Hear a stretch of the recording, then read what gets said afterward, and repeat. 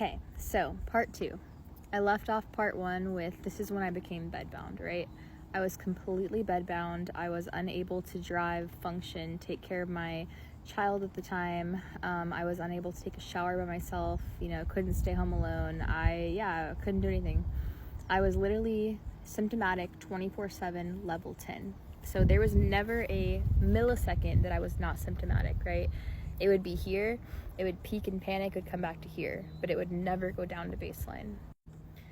The only times that I was leaving my house was to go to the doctor, urgent care, naturopath, functional medicine, chiropractor, all these specialists that I was looking into, doctors essentially, right?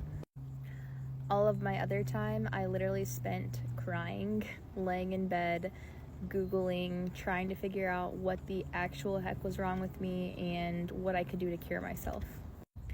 Every day looked the same for me. It was horrible, like living hell, honestly. It was so bad. And so it was Googling, researching, maybe seeing a doctor, going back home, laying in bed, freaking out, right? So within all of this, some things that I did.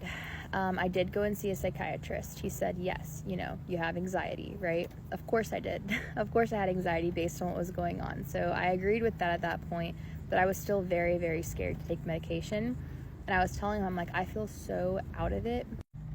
I was even scared to take medication like Xanax or Ativan or stuff like that because I felt, I would break the tablet into half and then half and then half and then half, because when I was dealing with the DPDR and dizziness, I felt like I was going to faint all the time, and I felt so unreal and so out of body and so out of control that the last thing that I wanted was to take something else that made me feel even more unlike myself.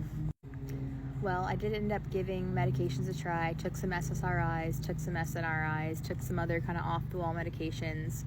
Long story short, nothing helped. Nothing helped. It either left me with really, really bad side effects, or it just wasn't helping, period, or it was making me worse. And so once I had given in and taken the meds, I felt even more hopeless because I felt like, oh no, that was my mental last resort. Now what? I had seen every doctor.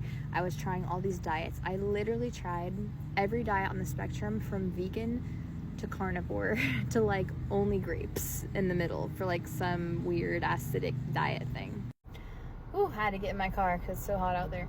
Okay, so next step was I ended up going to the Mayo Clinic, right? This was the one in Jacksonville, Florida. And Mayo Clinic, right? Super prestigious, vibes, right? And so I was thinking, okay, they're gonna help me. And so, yes, I said medication was kind of my last resort. Well, this was my last resort. I was thinking, okay, they're going to figure this out. They're going to run every test. They're going to find out, what's wrong with me. And I'll say, too, leading up to this, I had found, a couple different, random things in my body. I had found definitely some high inflammation. I had found some weird stuff, right? An adrenal tumor, which at one point I thought was definitely the cause, and it ended up being benign. And then I found a thyroid nodule, which I thought was the cause, and that ended up being benign. I got some molds removed. I was doing all kinds of stuff. And so anyway, I get to Mayo Clinic, and they tested me for everything, okay? All the scans, the Holter monitor, the MRI, the CT, everything. And yeah, it was all coming up, definitely some, deficiencies and this and that, but nothing that was explaining what was going on. And so there's where Dr. Knight ended up diagnosing me with POTS, central sensitization, and dysautonomia, right? So now I was thinking, okay, wonderful. I have my diagnosis.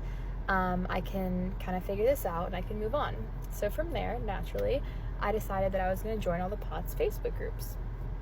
Really bad idea. And so I got on the POTS groups, and now I'm thinking, oh my gosh, this person's had POTS for 30 years and they haven't been able to drive, and oh my gosh, this person went to a mental hospital because they couldn't take it, and this person did this and this person did this, and everybody on these POTS groups was very much sunken into this identity of POTS. And anyways, there's all this very conflicting, confusing information out there, and I felt what should I do? Should I exercise? Should I not exercise? Am I going to pass out now? Do I need to wear compression socks? Do I need to drink salt? What am I supposed to be doing? And this was about the time frame that I got pregnant, okay? definitely were not trying. We were not trying at that point, which is funny because we had tried, had all these miscarriages prior, right? So now I'm pregnant and terrified, and I can't walk around my house. I can't take care of my current child that I have.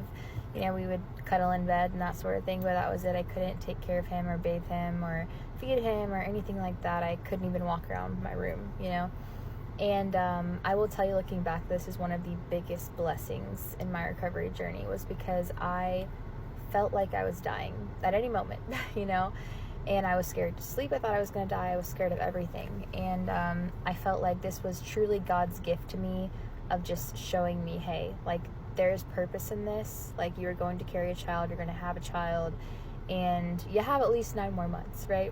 So that's where I was at this point. I got POTS. I'm chronically symptomatic. I'm not driving. I'm not doing anything. I've tried everything. I'm at a dead end, truly.